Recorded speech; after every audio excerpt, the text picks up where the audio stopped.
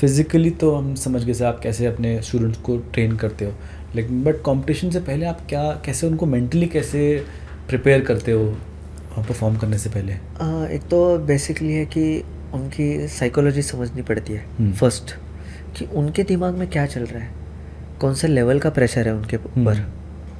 First तो वो जब एरेना एंटर कर रहे हैं वहीं से प्रेशर स्टार्ट हो जाता है। बिल्कुल। इतने सारे एथलीट्स, इतने सारी टीम्स, फिर एक ऐसा होता है कि कुछ जो मैट्स होता है हमारे एरेना होता है वहाँ पे पहले से ही फाइट्स चालू रहती है, फिर वो कुछ अच्छे अच्छे फाइट्स हो जाते हैं तो इनके ऊपर प्रेशर आ जाता है बच्चों के ऊपर।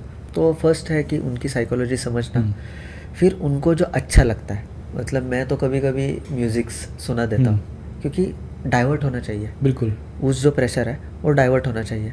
फिर कुछ अच्छा खाने के लिए मंगा देते हैं हम लोग, फिर कुछ मोटिवेशंस, वो तो कोच का काम ही है तो फिर थोड़ा सा मोटिवेशन नहीं, उनको थोड़ा सा स्पीच देना है, फिर पहले क्या हुआ था, आज यहाँ पे कैसे आ गए हो, वो भी उनको रियलाइज़ करवा देते हैं कि पहले आप क्या थे और आज आप इस स्टेज पे आए हो तो किस चीज़ के वजह से आए हो। तो ये हम लोग रियलाइज़ कर देते हैं, तो फिर थोड़ा सा वही पिक पॉइंट होता है उनके लिए कि नहीं मैं कर सकती हूँ या मैं कर सकता हूँ, इसीलिए मैं आज यहाँ तक पहुँच गया हूँ। तो वही है कि बेसिकली उनकी साइकोलॉजी समझना, फिर जितना हो सके वो प्रेशर से थोड़ा दूर रखे, मेंटली इनका प्रेशर डाउन करे। कुछ जो मतलब इंटरनेशनल और हमारे यहाँ पे भी जो इंटरनेशनल एथलीट्स हैं उनका बेस्ट थेरेपी है शॉर्ट स्लीप। अच्छा। वो सो लेते हैं 15 मिनट से दिमाग रिफ्रेश हो जाता है, पूरा रिफ्रेश हो जाता है।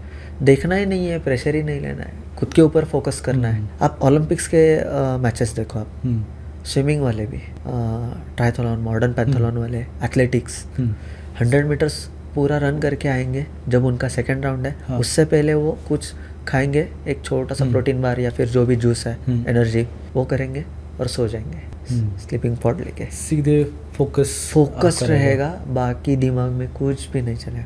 तो ये एक बहुत पॉजिटिव है वो चीज़ जो एथलीट्स के लिए करनी बहुत ज़रूरी होती है कि खुद के ऊपर फोकस करो, बाहर क्या चल रहा है इट्स ओके। आप तो देख ही रहे हो यूट्यूब पे पहले से कि कौन कैसा कॉम्पिटिशन हो रहा है, कैसे टेक्निक्स यूज हो रहा है, पूरी ट्रेनिंग हमने देख लिया है, प्रिपेयर कर लिया है। हाँ, एक बेसिक 5 मिनट्स का आप पहले देखो, जो एरेना है उसका थोड़ा सा अंदाज़ा तो होना चाहिए, वो आप कवर कर लो, देन आप खुद के ऊपर फोकस के लिए चले जाओ। म्यूज़िक सुनो जो अच्छा लगता है, जिससे आपका माइंड डाइवर्ट हो सकता है, जिससे आपको फ्रेश फील हो सकता है, वो एक सबसे बेस्ट ऑप्शन है एथलीट्स के लिए। आई थिंक भाई स्पोर्ट्स, आई मीन अभी परफॉर्म हो रहा है, परफॉर्मेंस जस्ट पहले आई थिंक माइंड जितना खाली और पॉजिटिव रहे, आई थिंक वो बेस्ट रिजल्ट्स देता है। और क्या है कि सेकंड जो मतलब मुझे भी जो लगता है, बाकी का पता नहीं, जो मुझे लगता है कि अगर कोच पॉजिटिव हो, कोच के ऊपर प्रेशर नहीं है, बिल्कुल, तो एथलीट भी पॉजिटिव ही रहेगा। डेफिनेटली, क्योंकि कोच के मुंह से एक एक गया हुआ वर्ड एथलीट उसको ग्रास्प कर रहा है एरेना में एंटर करने से पहले। तो ये बहुत बड़ी चीज़ और मेन थिंग है कि कोच को पहले फ्रेश फील होना है। बिल्कुल, कोच को वहाँ पे प्रेजेंस, मेंटली प्रेजेंस रहना है। मेंटली वो कहीं और है, प्रेशर में है, एथलीट को बार बार मोटिवेशन सुना रहा है, यहाँ पे सुना रहा है, वो वहाँ पे कॉम्पिटिशन्स देख रहा है, यहाँ से पता चल जाता है कि वो प्रेशर में है। मैं तो वही कवर कर लेता हूँ पहले। अच्छा। अगर वो सामने वाला ऐसा कुछ कर रहा है तो मुझे पता चल जाता है कि वही वो प्रेशर में है, अभी हमको क्या खेलना है। एग्जैक्टली, कोच का काम ही वही है। हाँ, कि एरिया में क्या चल रहा है, वो सिचुएशन क्या है, उसके हिसाब से ही हम लोग आगे का प्लान वर्कआउट करते हैं।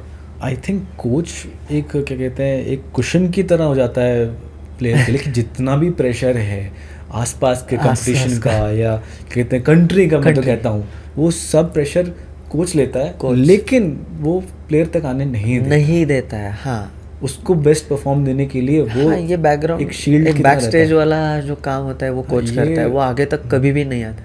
फेम भी मिलता है, एथलीट जाता है, एग्जैक्टली, मैं वही कह रहा हूँ, मेडल मिलता है उसको, कोई भी नहीं, कोच एक कोने में बैठ के हाँ मेरा एथलीट को मिला, यही मेरा सक्सेस है, दैट्स इट, मुझे और कुछ नहीं चाहिए।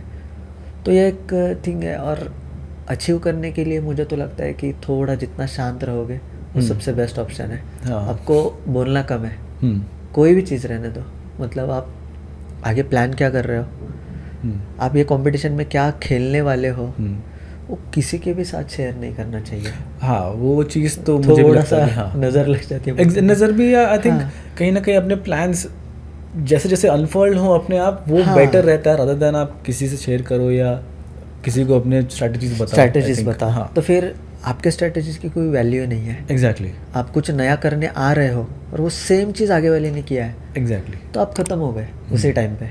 वो आपका डाउनफॉल स्टार्ट हो जाता है उसी टाइम पे।